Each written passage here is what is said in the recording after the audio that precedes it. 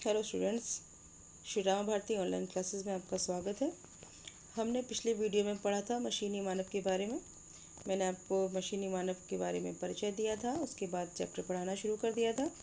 पाठ पढ़ते पढ़ते हम पहुंच गए थे कि वो माहीगीर जो आया हुआ था, जिस मछली पकड़ रहा था, और अचानक वह रास्ता भटक गया और एक टापू पर पहुंच गया। टापू पर उसने अजीब अजीब से लोग देखे, जो कुछ ऐसे थे जो लोहा निकाल रहे थे, कुछ कच्चा लोहा बना रहे थे, कुछ रुई धुन रहे थे जिनका शरीर रुई की तरह था। ठीक है, और वहीं पर उसे एक अचानक उसकी मुलाकात एक विचारक से हुई। तो उस विचारक ने कहा कि माहीगीर से पूछा विचारक ने, तुम मुझे पहचानते हो?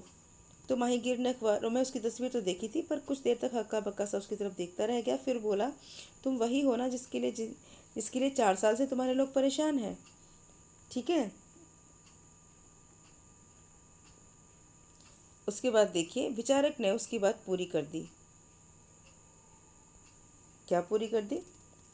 वे लोग वे लोग 4 साल से मेरा पता तक नहीं लगा पाए, जबकि मैंने इस अरसे में एक नई दुनिया ईजाद कर ली। ईजाद मतलब निर्माण कर ली। अरसे माने इस समय में। तुमने देखी है मेरी दुनिया? इस दुनिया में कोई किसी चीज़ के लिए किसी का मोहताज नहीं है। मोहताज मतलब समझते हो? डिपेंडेंट नहीं है किसी के ऊपर। ठीक है। हर आदमी अपनी जगह में पूरा है, सब दूसरों से अलग, अकेले और आज़ाद। माही ने उससे पूछा, यहाँ कुछ खाने को मिल सकता है?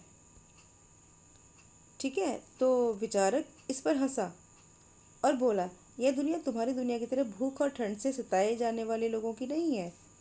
यह खाना पीना, ठिठुरना, सांस लेना जैसी पुरानी बातों का कोई महत्व नहीं। इन्हें कोई नहीं जानता। वह माहीगीर को एक खुले मैदान में ले गया और उसने क्या देखा वहां पर जाकर? खुले मैदान में ले गया तो वहां आकर माहीगीर की आंखें फटी सी रह गई। फटी सी रह गई मतलब वो एकटक देखता रह गया। ये मुहावरे हैं सारी ग्रीन जो इंक में है। उसने देखा कि मैदान में चारों तरफ लोहे, लकड़ी और रुई कोयले के आदमी ढेरों के ढेरों पड़े हैं। उनकी तरफ इशारा करते हुए विचारक ने कहा, देख रहे हो इन्हें? ये इतनी बड़ी संख्या में तुम्हारी दुनिया में बसाने के लिए तैयार कर रहा हूँ।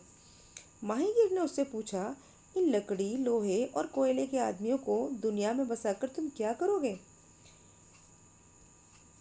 तब मैं दुनिया को अपने ढंग से चलाऊंगा, उसने जवाब दिया। ठीक है। तब दुनिया में न आज की तरह रोना धोना होगा और न ही चीखना चिल्लाना होगा। ये लोग आराम से जिएंगे और अपना काम करेंगे, बस यही चाहता हूँ मैं, ऐसा विचारक ने बोला।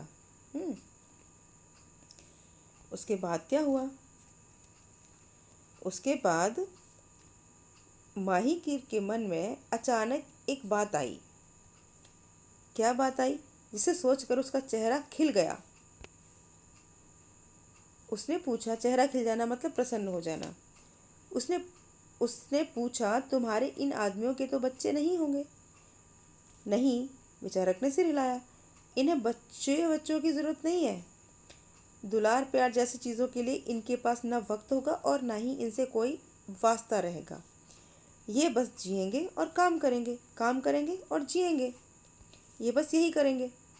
ठीक है। ये उसने जवाब दिया कि ये बस जिएंगे और काम करेंगे। बस ये काम करेंगे और जिएंगे। माहीगीर को इस बात से इतनी खुशी हुई कि वह ठहाका लगाकर हंसने लगा। मतलब बहुत तेज़ हंसने लगा। ठहाका लगाकर हंसना मतलब बहुत प्रसन्न हो जाना। हंसता हुआ वह किनारे की तरफ भाग खड़ा हुआ। उसने भागते हुए कहा, तुम्हारी दुनिया नहीं चलेगी। जिस दुनिया में बच्चे नहीं होंगे, दुलार प्यार नहीं होगा, वह दुनिया कभी नहीं चलेगी, एक दिन भी नहीं चलेगी। फिर क्या हुआ? फिर क्या होना था? उसे डर था कि इतनी बात मैं कह रहा हूँ, विचारक उसका पीछा करेगा। एक बार उसने घूमकर पीछे देखा तो विचारक ठगा सा रह गया। ठगा सा अपनी जगह खड़ा रह गया मतलब वो तो बिल्कुल ही एकटक खड़ा रह गया। मतलब चकित हो जाना, भौचक्का हो जाना। ठगा सा रह जाना मतलब चकित हो जाना, भौचक्का हो जाना मतलब एकदम से, अरे ये क्या कह के चला गया। वो इतना सोच में पड़ गया। ठीक है। तो उसने कहा, दुनिया तुम्हारी एक दिन भी नहीं चलेगी। वो ठगा सा रह गया। उसके बाद क्या हुआ? माहीगीर ने किनारे पर आकर जल्दी से अपनी नाव खोली और उसे तूफानी पानी में खेना शुरू कर दिया। खेना मतलब चलाना शुरू कर दिया। उसने पीछे मुड़कर देखा कि सारा टापू धू धू करके जल रहा है। आग लगी हुई है टापू पर और टापू जले जा रहा है। लोहे, लकड़ी और रुई के आदमी जलकर राख हुए जा रहे हैं। जो आदमी दोनों हाथों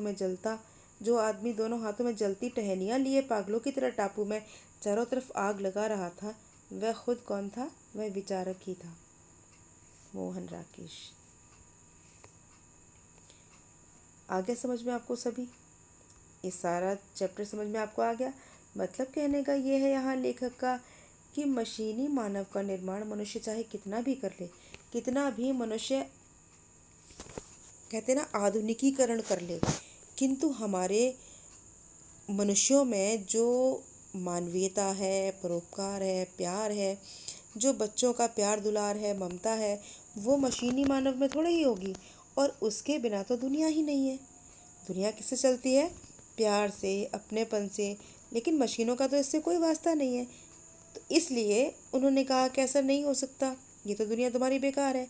ये सोचकर विचारक ने अपनी दुनिया को आग लगा दी और दुनिया अपनी नष्ट कर दी। क्लियर? अब ये दो प्रश्न जो हैं, क्या रोबोट मनुष्य की जगह ले सकते हैं रोबोट को, और दूसरा है रोबोट को मशीनी मानव क्यों कहते हैं?